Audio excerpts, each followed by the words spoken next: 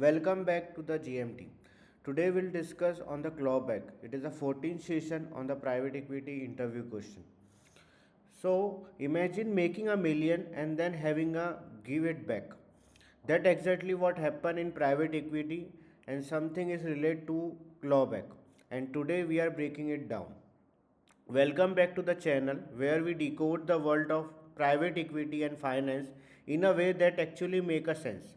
If you are in the private equity or PE, just want to understand how the big player keep their money, you need to know about the clawback. And so we'll today's diving into the clawback. So picture of this clawback is general partner make a huge money and off credit interest, but later the fund underperform. Guess what? They have to give it back some of the money. This is called clawback, and it safeguards for the investor to make sure that GP should not get overpaid. So first we go with the basic thing of clawback and then we'll see the example in this video. So clawback is a provision in private equity contract that requires GP to return previously received credit interest or fees if the fund get underperformed.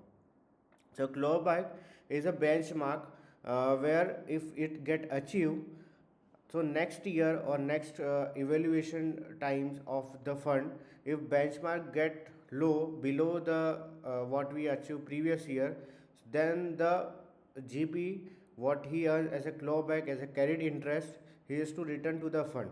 If GP done a very tremendous job in the private equity firm and fund is under overperform, then GP will get additional carried interest as a profit of the PE firm.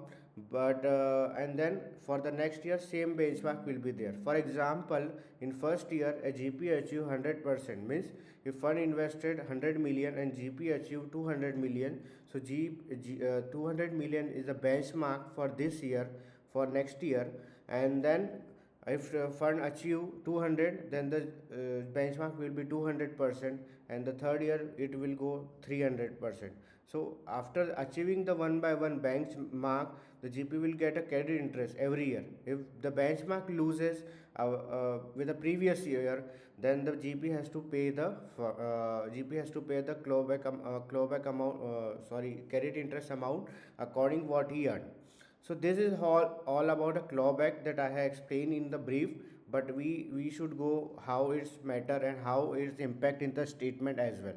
So clawback reduce the income statement by offsetting carry previously distributed to the GP. It's affect both cash flow and the fund NAV as well. Any exception in accounting? Yes, there is an exception in the accounting. Clawback provision might not be recorded until they are realized, making it an off the balance sheet items until the specific trigger occurs. So in real world we have a example of the same. The Apollo Global Management clawback causes are common and can significantly affect how the GP receive and return fund based on the overall fund performance.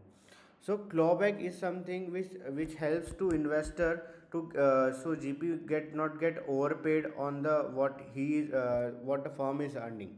If the GP achieve one benchmark, so the next benchmark will be on that basis that GP can more take a strategic decision or some management change or expansion or focus on some project where he get a return. So that's why this clawback is make. So now it is time to go through the example.